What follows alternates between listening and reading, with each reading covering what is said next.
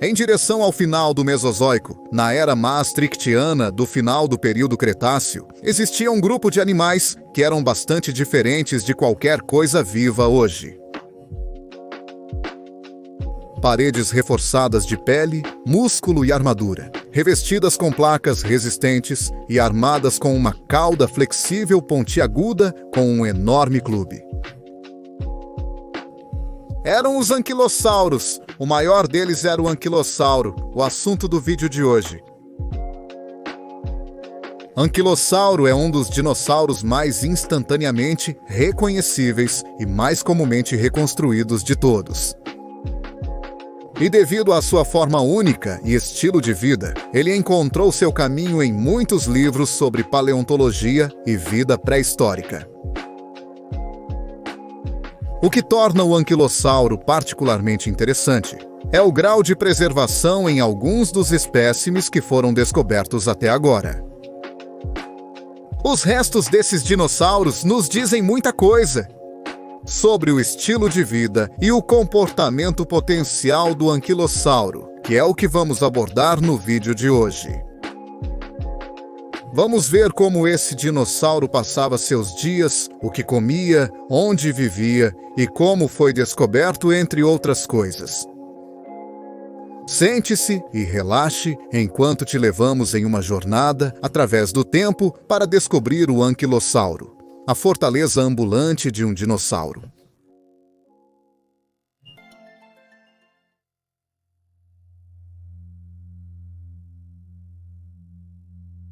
Anquilossauro, em seu nível mais básico, era um dinossauro ornitísquio que se encontrava no clado Thyreophora, um agrupamento que compartilhava com os stegossauros de costas com placas e vários Thyreophorans basais, como o Scolidosaurus e o recentemente descoberto Jacopil. Ankylosauridae, a família na qual o anquilossauro foi colocado, é dividida em duas subfamílias distintas, Ankylosaurinae e Nodosauridae. Nosso gigante blindado é, como você pode esperar, um membro da família Ankylosaurinae, um agrupamento que continha principalmente dinossauros maiores, mais fortemente blindados, que frequentemente possuíam armas impressionantes e letais no final de suas histórias. Apenas uma espécie de anquilossauro é conhecida até hoje, Ankylosaurus magniventris, um dinossauro que foi nomeado e descrito pela primeira vez em 1908 pelo paleontólogo americano Barnum Brown. Ankylosaurus magniventris, cujo nome se traduz aproximadamente para o português como lagarto fundido com uma grande barriga, como resultado de sua armadura e tamanho, provavelmente foi o maior anquilossauro de todos, proposto para ter medido entre 6 e 8 metros de comprimento, do seu nariz até a ponta de sua cauda em forma de clava. Também foi sugerido um peso entre 5 e 8 toneladas. Um análogo moderno para tal animal poderia ser o rinoceronte. Embora não possua armadura corporal, este herbívoro quadrúpede e volumoso é imune a muitos predadores devido ao seu tamanho e chifres defensivos. Mas um rinoceronte adulto moderno teria pesado e medido menos da metade de um Ankylosaurus magnaventris. Ankylosaurus era, em vida, um dinossauro incrivelmente volumoso, com um corpo largo e em forma de barril. Suas pernas eram comparativamente curtas para um ornitiscan, e a aparência geral rechonchuda do dinossauro e o corpo em forma de cúpula teriam aumentado o alto grau de defesa que ele poderia proporcionar a si mesmo. O crânio do Ankylosaurus também era muito largo, em forma de triângulo áspero, com 2 chifres curtos projetando-se de cada lado acima das orelhas. Abaixo destes estavam 2 chifres menores, apontando para trás em direção ao corpo mais largo. Em direção à boca do animal, havia um bico resistente, usado para arrancar a vegetação de samambaias e arbustos que cresciam ao longo das margens dos rios nas planícies de inundação da América do Norte. Mais para dentro da boca, o Anquilosaurus possuía fileiras de dentes bastante únicos. Esses dentes tinham forma de folha, comprimidos lateralmente. Eram anormalmente altos para um herbívoro, mas muito pequenos em estatura. Essa estrutura e posicionamento significavam que o Anquilosaurus podia acomodar mais dentes em sua boca para uma maneira mais eficiente de se alimentar. O que mais chamava a atenção no Anquilosaurus, assim como nos outros anquilosauros, no entanto, era a armadura. Este animal estava coberto por placas de armadura resistentes, conhecidas como osteodermos. Elas revestiam o rosto e a cabeça, incluindo os chifres na parte de trás do crânio.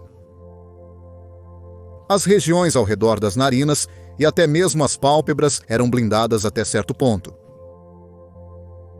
A armadura continuava ao longo do pescoço, com curvas em forma de arco de armadura presentes na forma de protuberâncias ásperas de osso. Esses osteodermos, então, alinhavam as costas em fileiras ordenadas, onde aumentavam de tamanho em direção ao meio do torso do animal.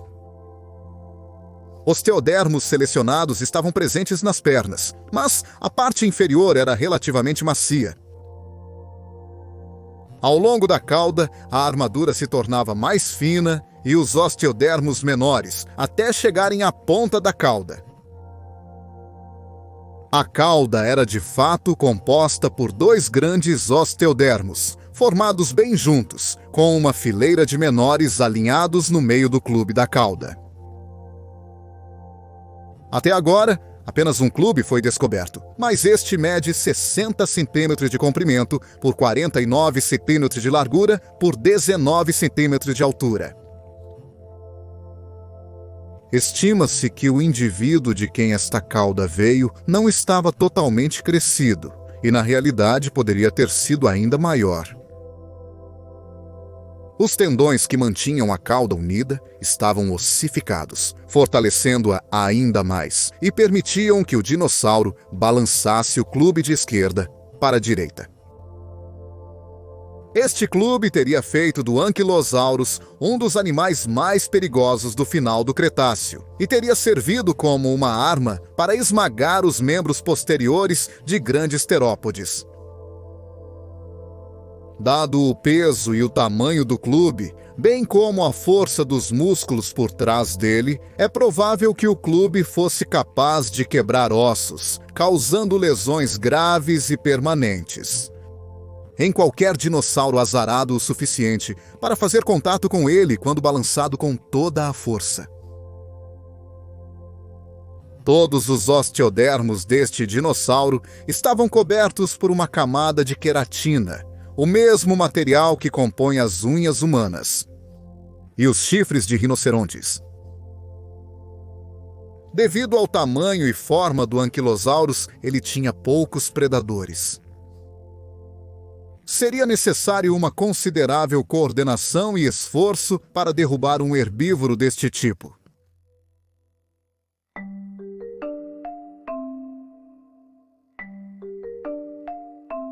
A expedição que eventualmente resultou na descoberta do Anquilosaurus foi feita em 1906 por um homem chamado Barnum Brown, um paleontólogo americano do Kansas. Brown também é creditado com a descoberta dos primeiros espécimes de Tyrannosaurus rex, na mesma formação que o Anquilosaurus, Hell Creek, perto de Gilbert Creek, em Montana, Estados Unidos da América. A expedição, financiada pelo Museu Americano de História Natural, permitiu à equipe desenterrar ossos suficientes para ter uma boa ideia de como o dinossauro poderia ter parecido em vida.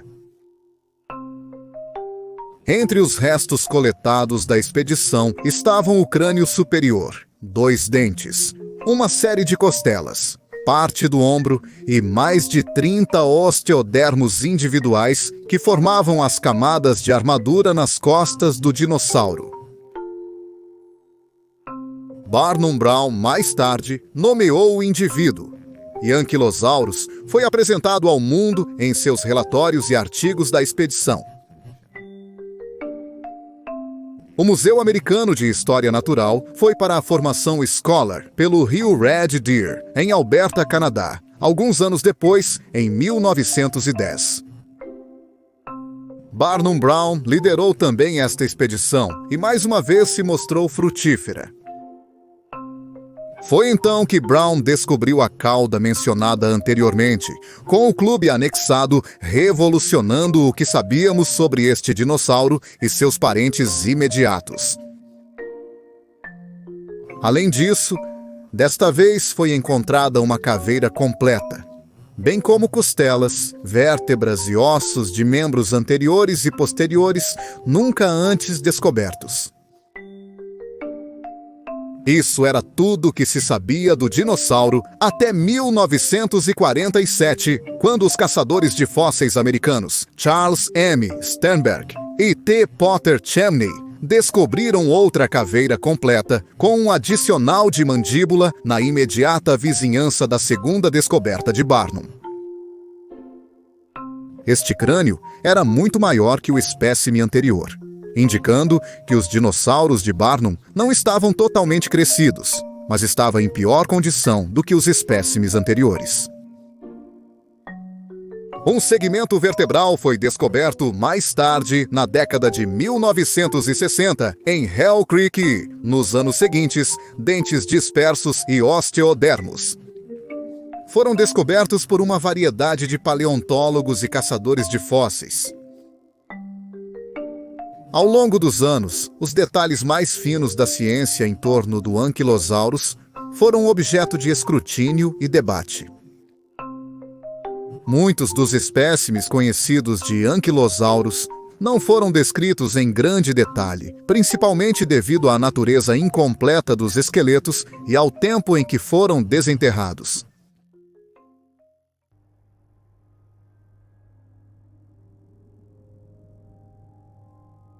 Anquilosaurus foi, sem dúvida, um dos animais mais espetaculares que já evoluíram no planeta Terra. Como então uma criatura como essa conseguiu aparecer em cena no final do Cretáceo?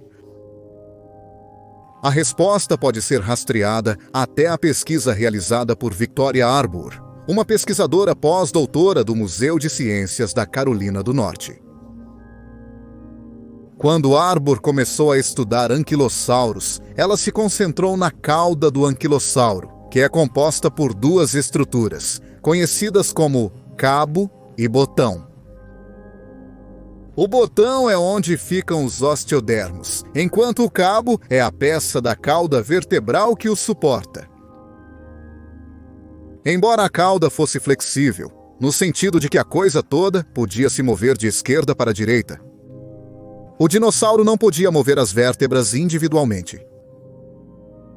Como tal, Arbour olhou para anquilossauros anteriores, nomeadamente Liaoningosaurus, Gobisaurus e Panacosaurus, para explorar diferentes rotas evolutivas.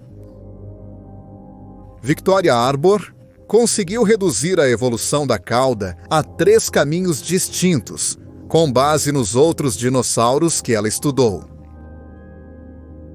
Ou o nó evoluiu primeiro, enquanto a cauda permaneceu flexível. A alça evoluiu primeiro, com o Anquilosaurus mais antigo possuindo osteodermos de cauda sobrepostos. Ou ambas as estruturas evoluíram ao mesmo tempo, onde haveria uma grande variação nos tamanhos de botões e alças. No início do Cretáceo, os anquilossauros estavam evoluindo em caudas flexíveis, com as vértebras unidas. Parecia que a segunda teoria de Arbour estava correta. Anquilossauros com caudas nodosas só começaram a aparecer no final do Cretáceo. Os anquilossauros desenvolveram sua armadura e clavas de cauda em resposta à evolução de predadores maiores na região em que viviam. Todos os dinossauros Pteridófora descendem de um grupo de pequenos ornitisquians, que teriam coabitado as planícies de inundação do Jurássico com predadores terópodes igualmente pequenos. À medida que os terópodes evoluíam para um tamanho maior e força para explorar a crescente abundância em fontes de alimento, os tireóforos precisavam evoluir para se protegerem. Assim, alguns deles se ramificaram nos estegossauros, herbívoros pesados com placas nas costas e espinhos nas caudas. Outros adotaram uma postura mais defensiva, tornando-se o anquilossauro. Tanto os notossauros quanto os anquilossaurídeos, para se protegerem contra os dentes afiados e as mandíbulas trituradoras de grandes terópodes, a pele nas costas do anquilossauro ossificou-se em osso endurecido e queratina, criando uma parede de defesa quase impermeável contra as armas mais duras da natureza. Como se a defesa já não fosse suficiente, alguns anquilossauros teriam partido para o ataque com seus clubes, tornando-os um alvo extremamente difícil até mesmo para o terópode mais bem equipado. Embora nada parecido com um anquilossauro exista no século XXI, não é o único animal a ter explorado este nicho ecológico e plano corporal ao longo dos anais da pré-história.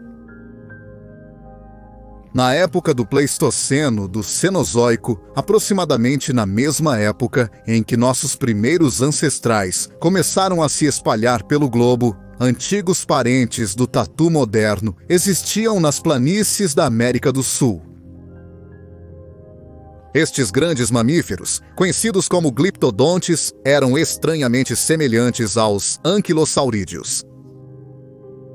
Pernas curtas, longas caudas equipadas com espinhos ou clavas, com grandes corpos enterrados em espetaculares conchas para manter o portador a salvo de danos. Tudo isso alimentava as semelhanças.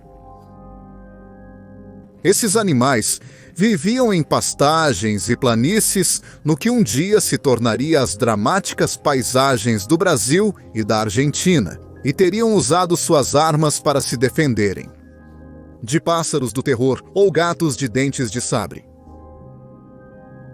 Isso é possível através de um processo conhecido como evolução convergente. Isso ocorre quando dois grupos de animais não relacionados evoluem o mesmo plano corporal básico e adaptações para lidar com um ambiente ou fonte de alimentos semelhantes. Inúmeros exemplos podem ser encontrados mundialmente hoje.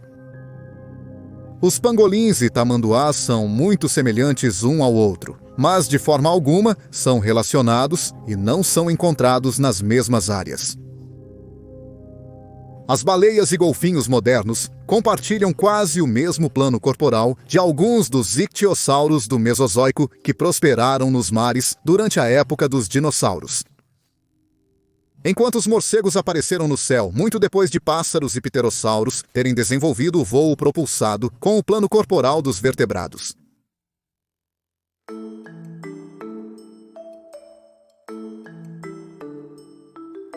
Anquilosaurus foi uma das muitas espécies de dinossauros icônicos, nativa da formação Hell Creek no estágio maastrichtiano do final do Cretáceo. A última seção do Mesozoico, antes dos dinossauros e outros grandes répteis do mundo entrarem em extinção abruptamente. Anquilosaurus é conhecido principalmente de Montana, mas espécimes subsequentes foram desenterrados em vários pontos de Wyoming. A área de distribuição do dinossauro se estende ao norte até o Canadá, com descobertas esparsas feitas em partes de Alberta e Saskatchewan.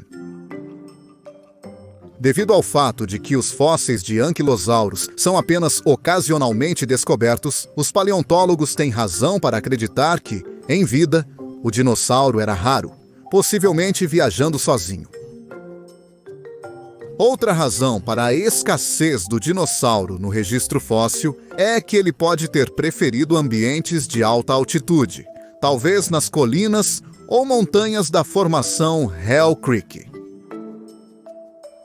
Isso significaria que o dinossauro teria menos probabilidade de se fossilizar, pois haveria pouco sedimento para cobrir o animal após sua morte. No entanto, é possível que o Ankylosaurus não tenha sido totalmente restrito às terras altas. Os ambientes de Hell Creek eram diversos. Em direção às colinas, prosperavam florestas ricas e áreas rochosas, enquanto perto da costa do Mar Interior Ocidental, que cortava grande parte da América do Norte, predominavam as planícies costeiras, falésias, pântanos e planícies de inundação. Arenitos ricos e argilitos compunham o sedimento dessas regiões, onde foram encontrados os fósseis dos dinossauros, e ajudaram os cientistas a entender mais sobre como era o ambiente. O clima era quente e a chuva era comum, e o clima subtropical levava a desastres naturais frequentes que provocavam incêndios florestais por toda a Terra. O conteúdo vegetal do domínio do Ankylosaurus era rico e diversificado.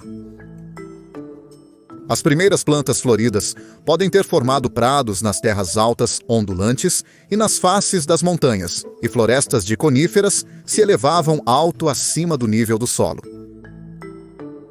Samambaias e cicadáceas cobriam o chão da floresta, que teria sido interrompido por riachos e rios cortando a terra, todos desaguando no Mar Interior Ocidental.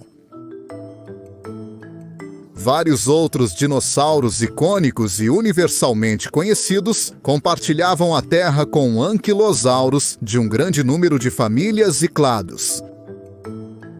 O Pachycephalosaurus de cabeça em forma de cúpula teria sido uma visão comum nas encostas das montanhas e topos de colinas, e potencialmente vastos rebanhos de Triceratops e Taurosaurus. Os ceratopsianos franjados semelhantes a rinocerontes se estendiam pelas planícies aluviais. O próprio rei lagarto tirano, Tyrannosaurus rex, era o maior e mais poderoso predador da região. Um dos únicos dinossauros capazes de lutar com um Ankylosaurus adulto e sair vitorioso. Outros terópodes incluíam os Ornitomimosaurus, Struthiomimus e Ornithomimus, enquanto em outros lugares em Hell Creek o grande Dromaeosauro Dacodaraptor estava prosperando. Era uma vasta e única extensão de terra, repleta de alguns dos animais mais impressionantes que já caminharam na Terra. Ankylosaurus era apenas uma peça do quebra-cabeça.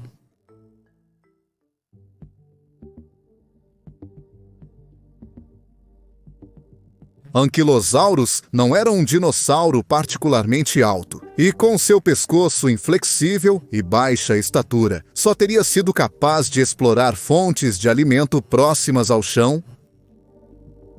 Isso não era um problema para o nosso gigante blindado, e, nas altitudes mais altas de Hell Creek, teria encontrado pouca competição pelas abundantes fontes de alimento que cresciam nas encostas das montanhas e cumes das colinas. Cicas e samambaias teriam sido uma refeição favorita para esses herbívoros volumosos que, com seus bicos resistentes e muitos dentes em forma de folha, teriam sido capazes de facilmente arrancar a vegetação de galhos e caules. O Ankylosaurus ocupava um nicho similar aos grandes herbívoros atuais, que podem viver nas savanas e planícies da África atual. Acredita-se que seu estilo de vida não era comparável ao deles. Os elefantes dos dias atuais, por exemplo, são famosos por seu papel como engenheiros do ecossistema. Animais que são capazes de mudar a terra ao seu redor para ajudá-los a sobreviver. Os elefantes da savana e da floresta africana derrubam árvores inteiras para tirar a casca delas para comer. Anquilosaurus, apesar de sua força, não se acreditava que fosse capaz de derrubar árvores devido ao seu baixo centro de gravidade. Além disso, ele não teria achado fácil consumir a casca. Seus dentes minúsculos, bem como as estruturas de seu bico, significavam que este era um dinossauro equipado para arrancar e consumir matéria vegetal macia, não casca áspera. Embora o Anquilosaurus tivesse predadores, não seria fácil derrubar um. Provavelmente, o Tyrannosaurus era o único dinossauro de Hell Creek capaz de fazer isso, e não teria sido necessário muito para o tanque herbívoro quebrar um de seus ossos da perna com seu clube de cauda. O Tyrannosaurus tinha uma imensa força de mordida, capaz de mastigar com entre 8 a 14 mil libras de força com suas enormes mandíbulas e dentes afiados como adagas. Enquanto o Anquilosaurus estava bem posicionado para quebrar um osso ou desviar um ataque, o Tyrannosaurus poderia ter conseguido uma vitória rápida se conseguisse morder o pescoço do herbívoro ou virá-lo para alcançar a parte inferior mais macia. É provável que, ocasionalmente, as lutas entre as duas espécies tenham durado muito tempo, com cada dinossauro tendo que cronometrar perfeitamente seu ataque para levar a melhor. Um movimento errado poderia ter significado uma sentença de morte para qualquer um. Também não podemos descartar que o Anquilosaurus possa ter usado sua impressionante armamentação para lutar com membros da mesma espécie pelo direito a um determinado território ou o direito de acasalar com uma fêmea. Tais batalhas poderiam ter sido tanto letais quanto impressionantes, com gigantes machos trocando golpes nas florestas e colinas de Hell Creek, batendo seus enormes clubes nos flancos da oposição, com prováveis consequências devastadoras para o combatente perdedor. Tais lutas foram observadas entre mamíferos com cascos nos tempos modernos, com criaturas como ovelhas de chifres grandes e bois almiscarados batendo seus chifres juntos em uma violenta e perturbadora demonstração de força.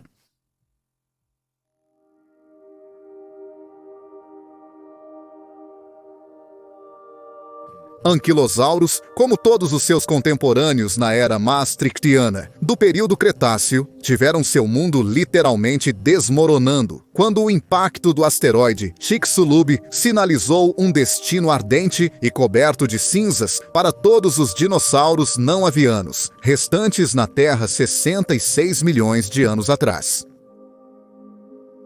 O céu escureceu com nuvens de cinzas espessas. Meteoros choveram do céu, e nuvens espessas de fumaça sufocaram milhões e milhões de organismos. Enquanto tudo nas imediações do asteroide foi frito instantaneamente, levou a maior parte de um ano para o evento de extinção eliminar o resto de suas vítimas. E foi uma morte lenta e dolorosa para muitas das espécies envolvidas. Anquilosaurus, na ausência da matéria vegetal que teria sido queimada ou coberta de cinzas pelo impacto, teria sido um dos primeiros a desaparecer. Uma vez que a matéria vegetal da Terra se tornou inedível, todos os herbívoros teriam morrido. Uma vez que os corpos dos herbívoros foram consumidos ou apodreceram, os maiores carnívoros ficaram sem comida, e eles também se extinguiram. No final do evento de extinção do Cretáceo, quase 3/4 de todos os organismos na Terra se foram, e Quilosaurus, junto com todos os outros dinossauros não avianos, estava extinto. Também se foram os grandes répteis do mar, os mosasauros e os plesiosauros. E os incríveis répteis do ar, os pterossauros. Em seu lugar, cresceu uma nova vida, os mamíferos. Prontos para assumir o Cenozoico, os pequenos mamíferos que uma vez viveram nas sombras dos gigantes eram os herdeiros da nova Terra em aquecimento. Quando a cinza se dissipou e a vida vegetal recuperou seu espaço no globo, uma infinidade de novas criaturas rastejou, esvoaçou, balançou e correu pelas florestas e planícies de um mundo onde gigantes uma vez vagaram.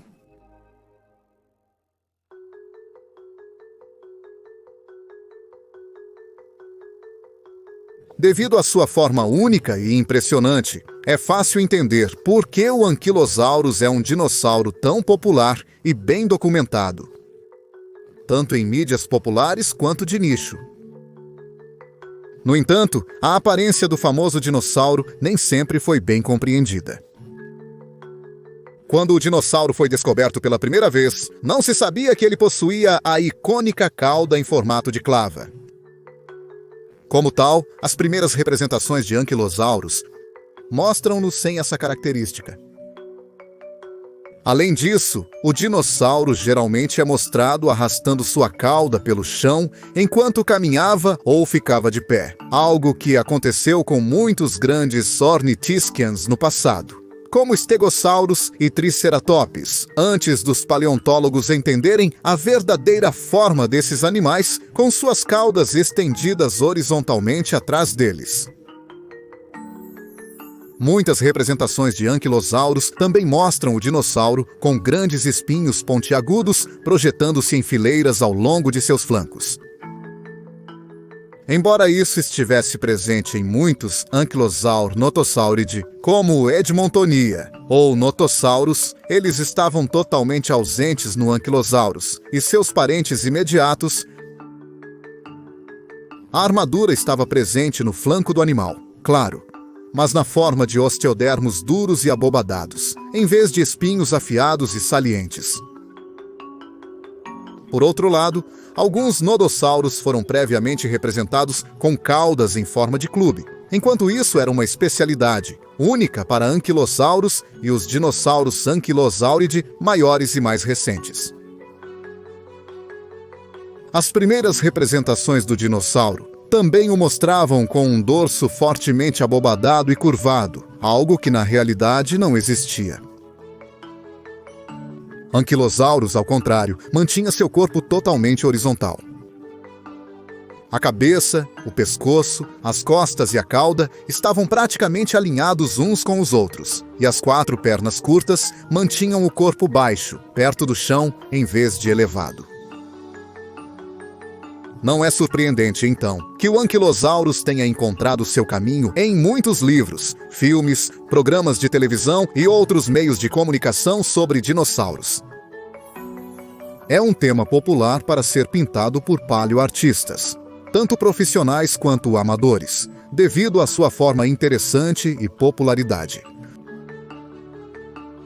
Com o passar dos anos, essas representações estão se tornando cada vez mais precisas diante da ciência moderna, e o dinossauro tem sido frequentemente retratado vagando pacificamente pelas terras altas do Montana do Cretáceo, em vez de estar em combate com o Tyrannosaurus, como muitas recriações antigas. Seria quase impossível encontrar um livro de dinossauros, seja de fato ou ficção, que não mencione o Ankylosaurus, ou pelo menos o grupo Ankylosaur mais amplo, referindo-se a eles como tanques blindados, explicando o uso de sua incrível cauda. Como é o caso de muitos dinossauros populares ou bem conhecidos, o Ankylosaurus já se encontrou à mercê da franquia Mundo Jurássico. Ele é mostrado ao longo da franquia de filmes, tanto brigando com indivíduos da mesma espécie e predadores, quanto fugindo de uma erupção vulcânica na segunda parcela, Mundo Jurássico, Reino Ameaçado. Os dinossauros na série de filmes sofrem as mesmas imprecisões com os osteodermos e a armadura. O Ankylosaurus em Mundo Jurássico está completamente sem armadura arredondada e abobadada, e em vez disso, está coberto de fileiras e fileiras de espinhos afiados. Isso se encaixa com a tendência geral dos filmes de alterar a aparência dos dinossauros para torná-los mais agressivos ou semelhantes a monstros de filmes. Além disso, as pernas do dinossauro do filme são mais longas do que o animal real e mais espalhadas para o lado como um lagarto. Finalmente, é mostrado em várias ocasiões que ele está fugindo do perigo, algo que, dado o peso do animal, comprimento de suas pernas e estatura geral, seria impossível. Na vida real, o Ankylosaurus provavelmente só conseguiria trotar rapidamente na sua velocidade máxima. No entanto, parece que estamos em uma espécie de segunda renascença dos dinossauros. Nosso entendimento sobre esses animais incríveis está mudando, e está se tornando cada vez mais comum ver representações atualizadas de dinossauros populares na mídia. Com novos programas como o Planeta Pré-Histórico, transmitindo esses animais pelo que eles realmente eram, quem sabe como a percepção do público sobre esses répteis extintos pode mudar nos tempos que virão.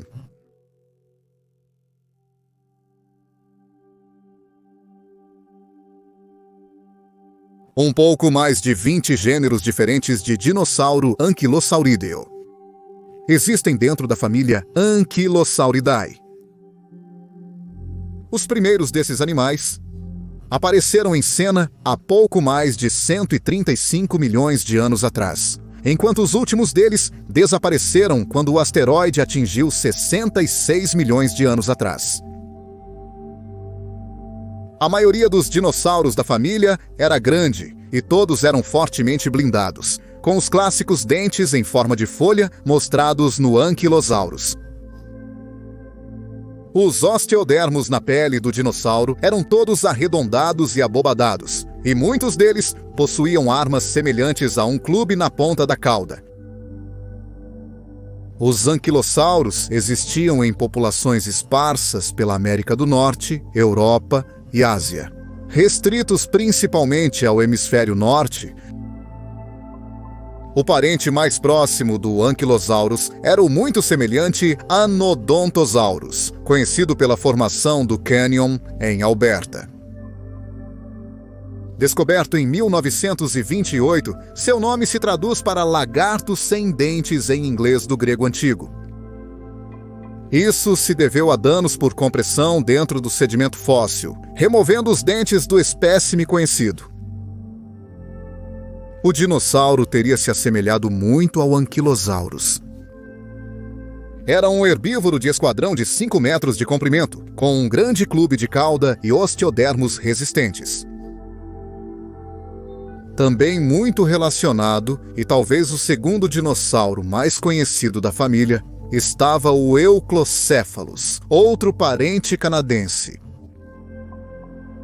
Tão similares, de fato, são alguns desses dinossauros uns aos outros, que os cientistas passaram um tempo considerável tentando provar que espécimes de Ankylosaurus, Anapilosaurus e Euplocephalus são de fato membros de seus próprios gêneros distintos e não todos iguais. Entre os outros dinossauros famosos dentro da família Ankylosauridae estavam Sicania, um animal menor da Mongólia, com osteodermos em forma de cone, Panacosaurus, um anquilossauro chinês, que era muito mais leve do que seus contemporâneos, e Gobisaurus, um anquilossauro basal conhecido do deserto de Gobi. A família também era composta por vários espécimes que desafiam tudo o que supostamente sabemos sobre Ankylosaurídeos, incluindo o bizarro Liaoningosaurus da província de Liaoning, na China. Este pequeno anquilossauro possuía uma armadura muito mais básica do que seus primos, e acredita-se que vivia em e ao redor de rios, mergulhando atrás de peixes para se alimentar nas florestas subtropicais da formação Ixiang.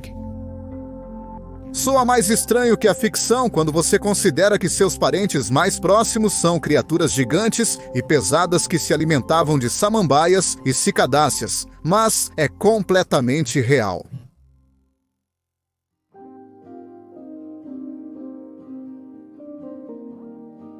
Ankylosaurus foi apenas uma das várias criaturas incríveis que habitaram a Terra. em direção ao final do período Cretáceo. Na época em que os dinossauros estavam presentes na cena, seus contemporâneos se ramificaram em todos os tipos de animais incríveis, cujas linhagens foram tragicamente interrompidas pela iminente destruição que se aproximava deles do céu. Anquilossauros, apesar de sua aparente familiaridade com aqueles de nós que conhecem sobre dinossauros, é um animal seriamente estranho. Suas defesas estavam entre as melhores de qualquer vertebrado que já evoluiu. Sua armação era capaz de derrubar um dos animais mais poderosos que já existiram. E sua forma e estrutura geral não se assemelham a nada que esteja vivo hoje. Que pena, então, que tal animal esteja perdido nos anais do tempo. Talvez com futuras escavações e descobertas, conheceremos ainda mais sobre este incrível dinossauro, e uma imagem ainda mais clara de como ele era e como vivia será revelada para a ciência.